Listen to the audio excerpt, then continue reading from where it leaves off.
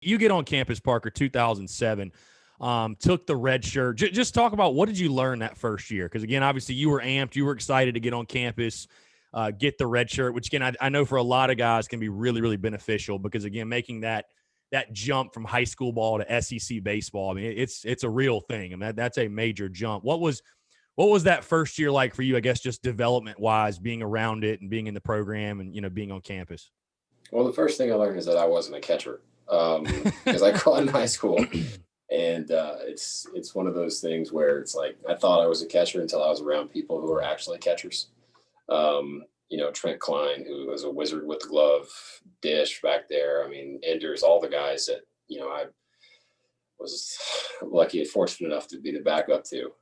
So I spent a lot of time in the bullpen catching. But, I mean, that's invaluable experience because you're surrounded by pitchers all the time.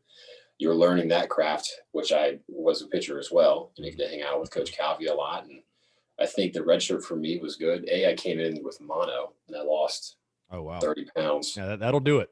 the first month. So I was playing catch up the rest of the year. But, from a knowledge and a playing standpoint, I got a chance to, and as the bullpen catcher, I was not a red shirt that was in the bleachers, so I was able to be in the environment with the rest of those guys. And I mean, that was a really good team. So, I got to hang out and talk about hitting with Smoke and, Havens and Darnell and all those guys, and then Dish again, and just learn how to be on the team, because there's a breaking in process. You go from being a big fish in a small town to being a very small fish comparatively to the rest of the guys in that locker room. So it's, again, the experience is invaluable that you learn just how to be a baseball player in college, not even on the field, but just how you carry yourself. Because the guys that played at that place they carry themselves differently. Yeah. And that's something that is not inherent, it's learned. So, that first year for me was about essentially just building confidence and understanding that I was good enough to play there. Because the first week I walked down from the roost to the walk down the bleachers and I see Smoke losing balls oppo from both sides of the plate. I'm like, dude, I shouldn't be here. Like, why am I here? I can't play with that guy. Right. But yeah, I'd love to hear you expand on that a little bit. Cause again, you mentioned, the murderer's row. I mean, of just Smoke and Darnell and Disher and Havens and Robbie Grindstaff. And I mean, hey, you were part of that team that hit the 5 in a row in Athens. I don't know if you made the trip or not, because I think that was your redshirt year, right? So I mean, that was the year before. Or that was before. That was 06. Okay. Yeah, I was watching that from my living room in Laurinburg, losing my mind. But yeah, I mean, it's not. And a lot of people and a lot of schools and scrimmages will like split the starters among different teams, so the teams are even in the fall. Right. Not there.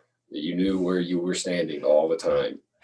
So you're like, I know I'm pitching today. You're walking down the hill to go to the locker room. Like, please let me pitch to the black team. I have no interest in the Garnet team today because I like my ERA where it is. And Smoke, I always would walk him. He never chased anything. I'd walk him every time. Havens owned me. Couldn't get him out. Darnell hit the farthest ball off of me that I've ever given up. And I mean, and then you have Phil Disher, who's a 2-time All-American, who you're trying to get out somehow too. So it's just not fun at all.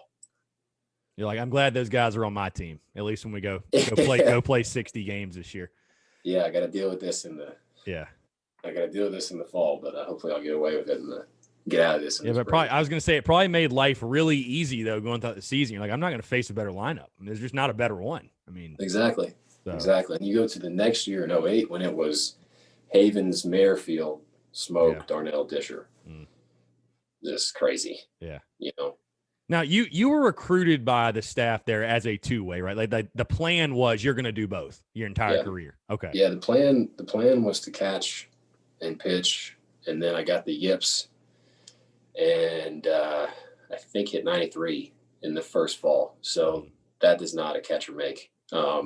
So I caught bullpens the whole year. And then the first day on campus, the next year, it was, all right, you're a first baseman now. I was like, all right, sweet. So I guess I'll make sure Smoke stays hydrated during the game.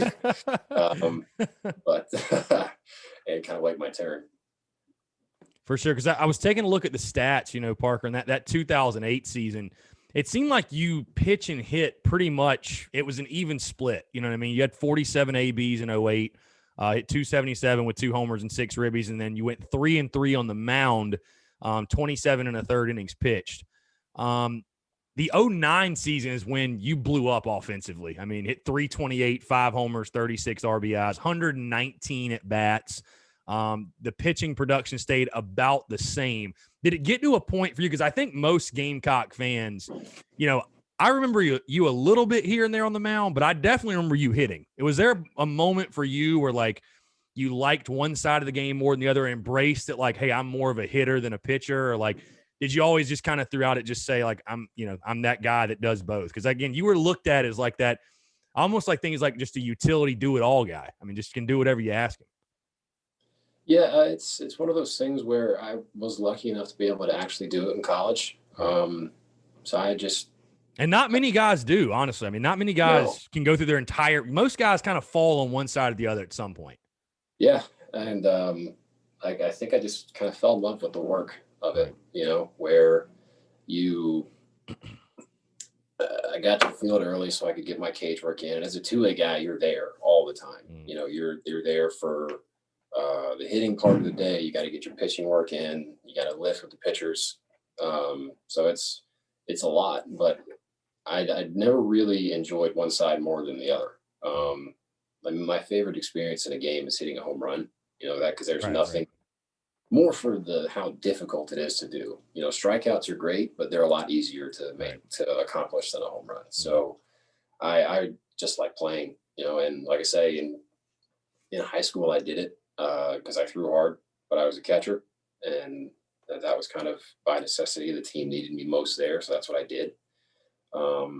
And then in college, it was just hitting and pitching and just kind of trying to help anywhere I could. So there's not really a side that I enjoyed more. It was more just how can I help the team the best way possible.